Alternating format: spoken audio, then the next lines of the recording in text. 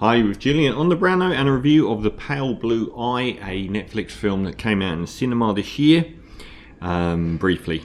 From Scott Cooper, who I actually have quite an interesting relationship with filmography-wise, particularly his previous film with this film star Christian Bale, Out of the Furnace, which was set in Braddock, I think a Pittsburgh town that used to be an industrial heartland town that is now one of the poorest places in America, and a poster child for that post-industrial America that is, like Detroit now.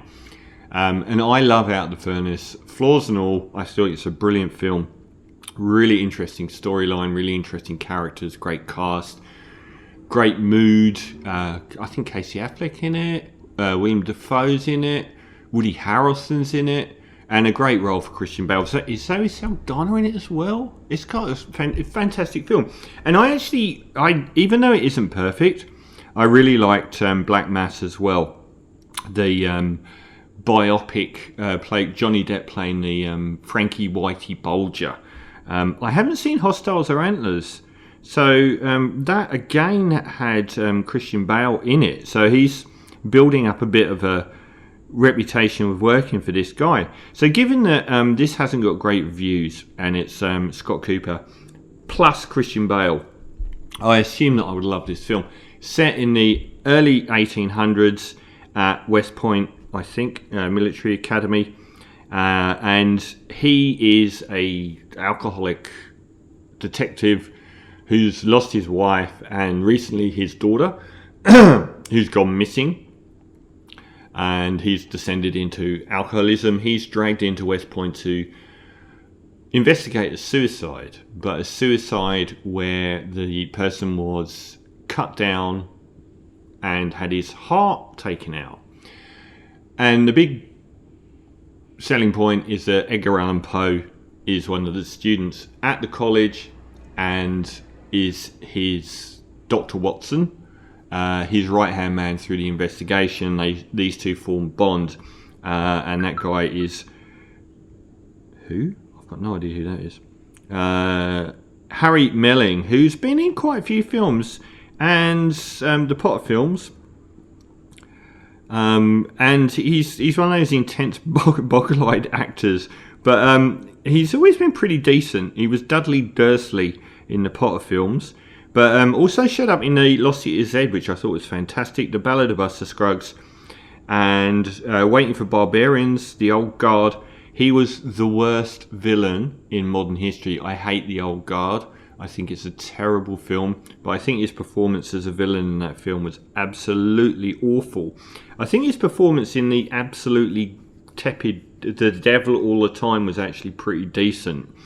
But he's basically Christian Bale and Harry Melling forming this very wordy, literate bond where they admire each other's intelligence and the Poe character's eccentricities as they pursue these events happening at West Point, which point towards demonic origin. And along the way, we get Gillian Anderson, Charlotte Gainsborough, very, very underused here, Timothy Spall, Robert Duvall.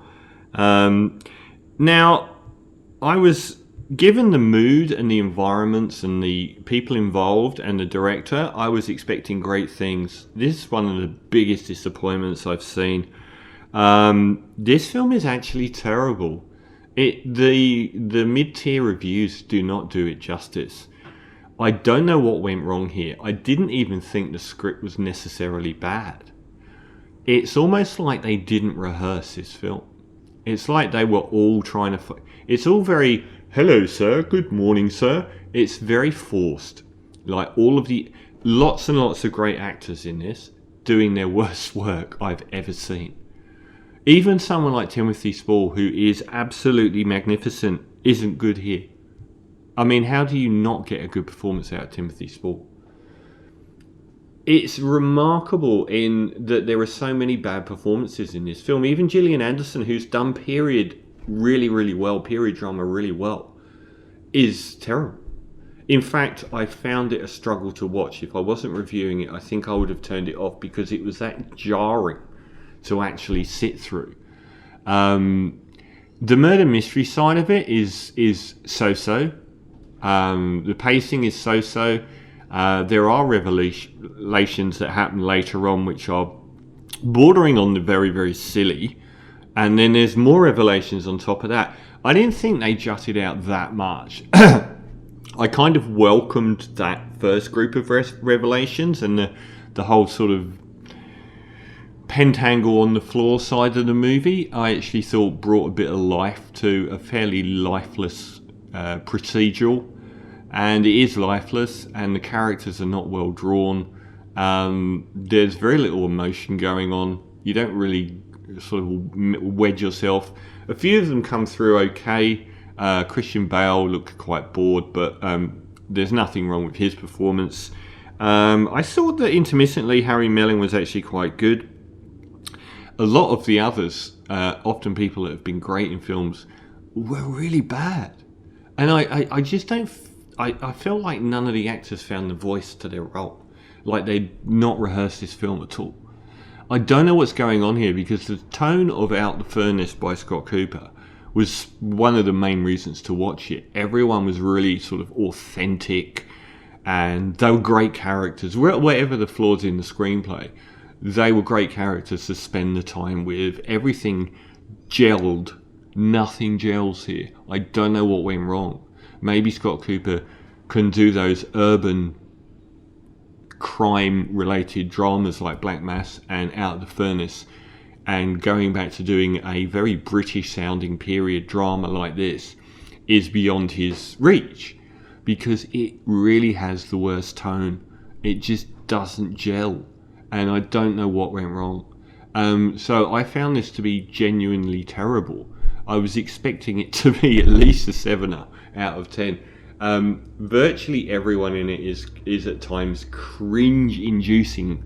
Nothing really stood out. I mean, given the environments and the winter and the landscape, it should have been a lot more pretty to look at. It is reasonably good looking at times, but nothing really memorable. And it sort of scraped by as it had a real low budget feel to it, particularly when it got into the nitty gritty towards the end. So I was so disappointed by this film. I expected so much more, and it's terrible. Howard Shore did the music. Who, again, it didn't really stick out. He's from the Lord of the Rings alumni. I think he's won 2 Oscars. Nothing really worked in this film. It was terrible. So unfortunately, it isn't worth your time. And I would have said this was a lock. The Pale Blue Eye, I'm going to give it 2 out of 10. Oh dear.